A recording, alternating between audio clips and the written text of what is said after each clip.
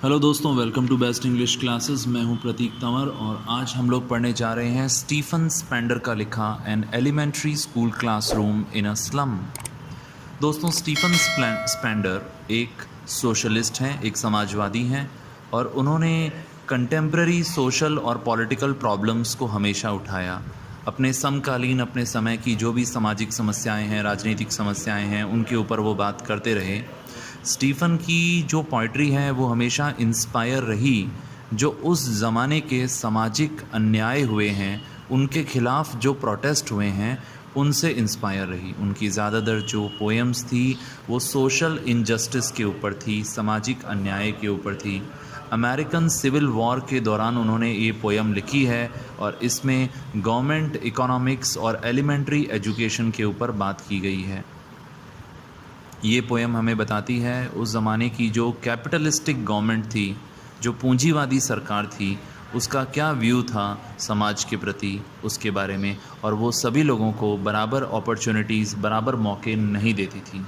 तो इस पोएम में हमें थोड़ी सी झलक दिखेगी युद्ध की, थोड़ी सी झलक दिखेगी कि क्लास में किस तरीके से संघर्ष हो रहा है, लोगों के सिविल राइट्स के बारे में इसमें चर्चा है। ये सब यहाँ पे बात की गई है। वैसे मार्टिन लूथर ने अपने समय में बहुत काम किए सिविल राइट्स को लेकर।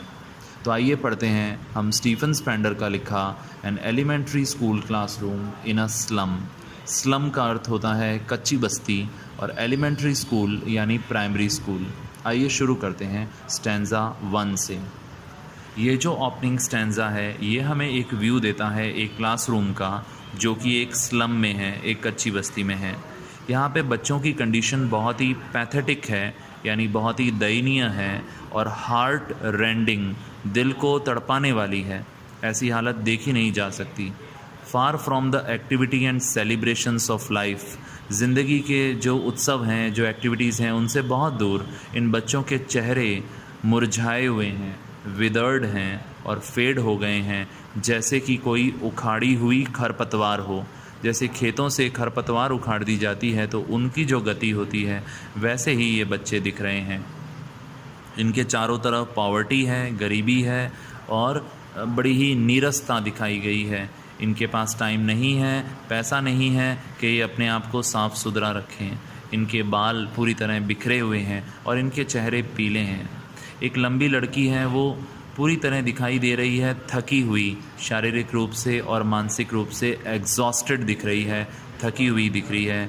उसका सर थोड़ा सा मुड़ा हुआ है, झुका हुआ है, बेंट है और यहाँ पर बहुत सारी प्रॉब्लम वो फेस कर रही हैं, जो कि उसे इस उम्र में नहीं करनी चाहिए। अभी तो वो बच्ची है। यहीं पर एक लड़का है, उसकी जो क्लासमेट है वो जो उस बच्ची का क्लासमेट है वो एक लड़का है जो कि इतना पतला है जैसे कि कोई पेपर हो। यानी यहाँ पे एक बात कही गई है कि वो बहुत ही दुबला पतला है। उसकी आँखें इतनी लालची और डरी हुई सी हैं जैसे किसी चूहे की आँखें हों। वो अंडर डेवलप्ड है कुपोषण की वजह से, मैल न्यूट्रिशन की वजह से। उसने इनहेरिट करी है डिफॉर्मिटी अपने पेरेंट्स से। उसको ये अपने माता पिता से मिला है कि वो ऐसी दिखती है। यहाँ पे वो जो लड़का है वो लेसन्स को, जो पार्ट हैं उनको रिसाइट कर रहा है बैक बेंच से, पीछे बैठे बैठे। ये जो लड़का है इसको भी जेनेटिक डिसऑर्डर है और इसका शरीर भी थोड़ा सा ट्विस्ट है, थोड़ा मुड़ा हुआ है। यहीं पर एक छोटा प्यारा बच्चा भी दिखाई दे रहा है क्लासरूम के पीछे। वो खुश है क्योंकि उसे सपने आ रहे हैं गिलहरियों के, स्क्विरल्स के, और वो ये सपने ले रहा है और इसमें आनंद ले रहा है। और वो ये देख रहा है कि किस तरीके से गिलहरियाँ पेड़ों के ट्रंक के अंदर रहती है। वो यहीं खुश है क्योंकि जो ये सपने हैं ये उसे अच्छे लगते हैं, क्योंकि ये जो क्लासरूम है ये बड़ा ही डल है और अनहाइजीनिक है और इसमें उसे कोई इंटरेस्ट नहीं है। सेकंड स्टैंजा अब हम देखेंगे जहाँ पे स्टीफन स्पेंडर क्लासरूम को डिस्क्राइब कर रहे हैं और उसकी सराउंडिंग्स बता रहे हैं। यहाँ पर जो दीवारें हैं वो बिल्कुल अनहेल्दी से पीले पीले क्रीम कलर की हैं। यहाँ पर दीवारों पर डोनेशन जो लोगों ने दी है, जो दान किया है, यहाँ पर उसकी लिस्ट है जो कि उन्होंने इन गरीब बच्चों को दिए हैं। यहीं पर एक शेक्सपियर की तस्वीर भी है। ये बड़ी आयरनिकल बात है, बड़ी एक व्यंग्यात्मक बात है कि ये जो पिक्चर्स हैं ये बिल्कुल मीनिंगलेस हैं इन बच्चों के लिए। इन्हें इसका कोई अर्थ नहीं पता है, क्योंकि इन बच्चों को लिटरेचर की कोई समझ नहीं है, ना ही उन्हें वो डोनेशंस कभी मिली हैं जो लोगों ने उन्हें दी।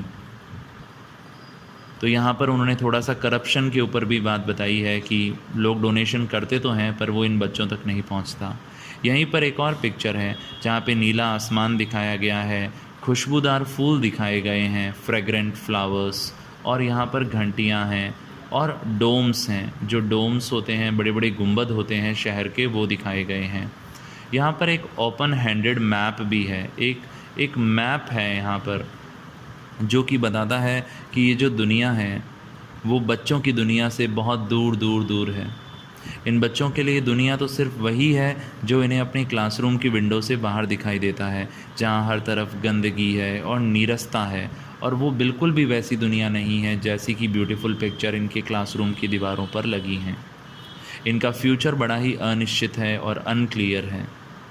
यहाँ पे पॉइंट विश करता है कि वो इन सारी पिक्चर्स, मैप्स, शेक्सपियर्स और डोनेशंस के बारे में वो ये कह रहा है कि इनका कोई मतलब नहीं है इन बच्चों के लिए, क्योंकि ये बच्चे डिप्राइव्ड बच्चे हैं, वंचित बच्चे हैं, इनके पास खुशियाँ नहीं हैं। यहाँ पर एक कमेंट किया गया है प्रिविलेज्ड क्लास के ऊपर, पैसे वाली जो लोग हैं, दुनिया है, उसके ऊपर। ये इनकी जो दुनिया है, इन बच्चों की जो दुनिया है वो बड़ी ही डार्क है, अंधेरी है और डिप्रेसिंग है। यहाँ पर हर तरफ पॉल्यूटेड स्काई है और बहुत ही सब काला काला अंधेरे जैसा दिख रहा है।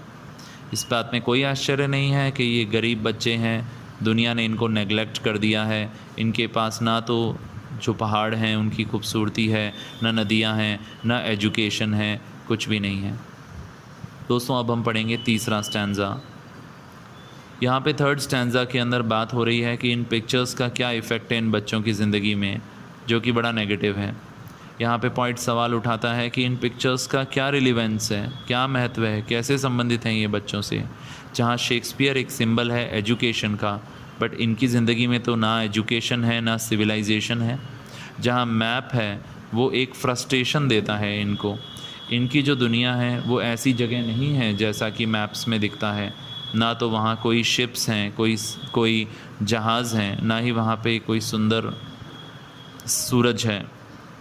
तो ये जितनी भी पिक्चर्स हैं ये सब उन्हें फ्रस्ट्रेट करती हैं और उन्हें ईविल वेज़ अपनाने के लिए, गलत तौर तरीके अपनाने के लिए आकर्षित करती हैं।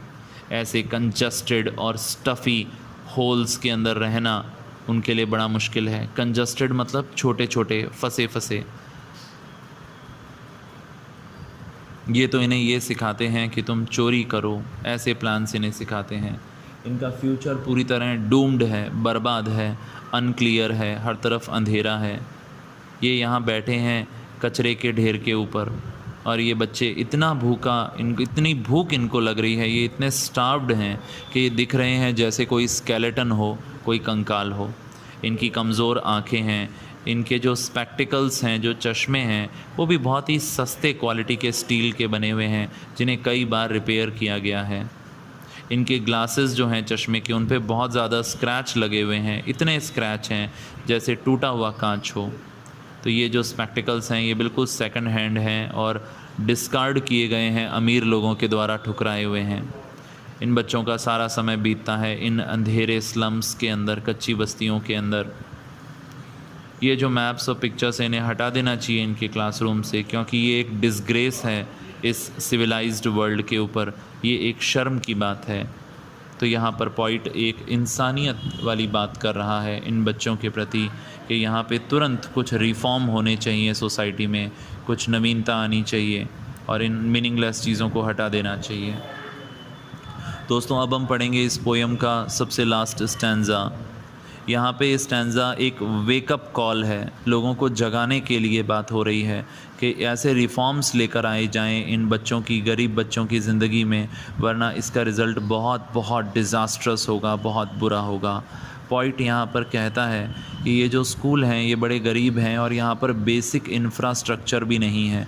बेसिक इंफ्रास्ट्रक्चर मतलब वहाँ पे फर्नीचर नहीं है, लाइट नहीं है, बेसिक चीज़ें भी नहीं हैं, पीने का पानी नहीं है, टॉयलेट्स नहीं हैं।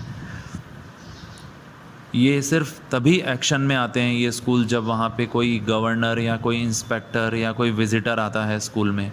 उस दिन तो सब कुछ बड़ा अच्छा कर दिया जाता है।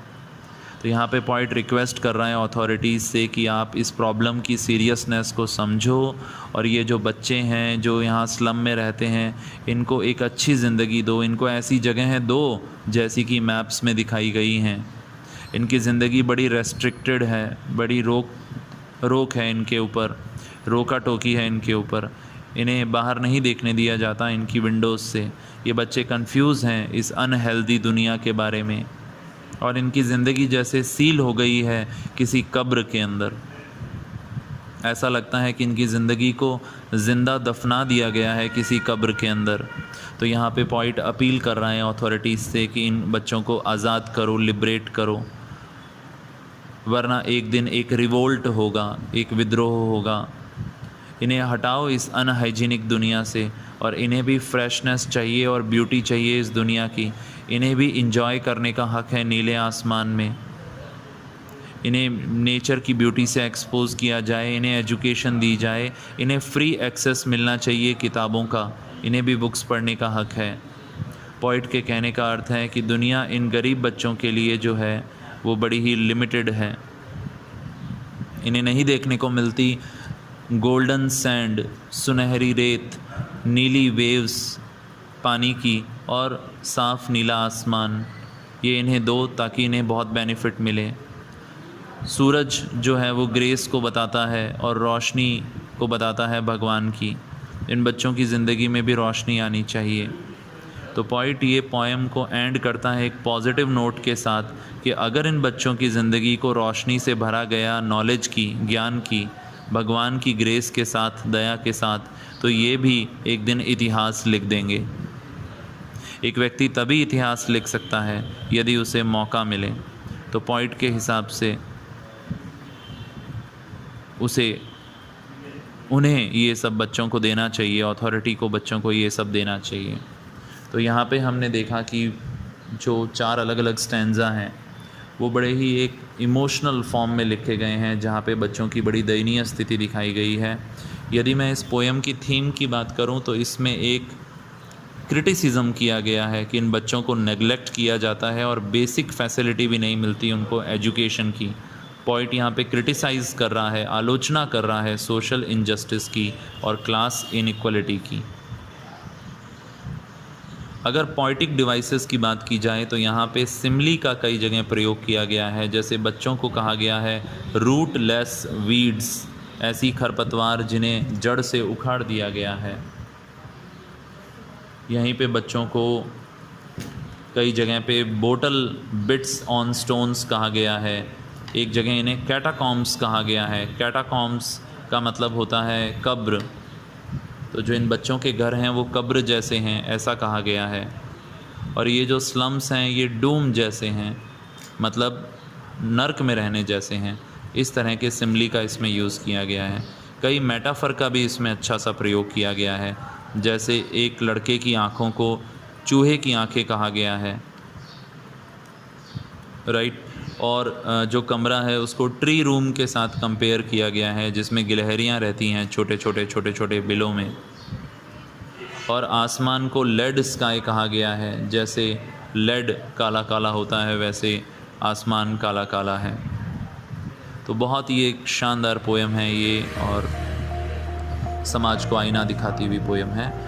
जल्द ही फिर मुलाकात होगी आपसे। यदि चैनल पर नए हैं तो चैनल को सब्सक्राइब ज़रूर करें और लिटरेचर लवर्स के साथ शेयर करें, लाइक करना ना भूलें। और कमेंट बॉक्स में आप कोई भी सवाल या अपना कोई सजेशन, अपना कुछ भी आप सुझाव देना चाहें, मोस्ट वेलकम। फिर मुलाकात होगी, जल्दी ही फिर मिलेंगे। Thank you so much.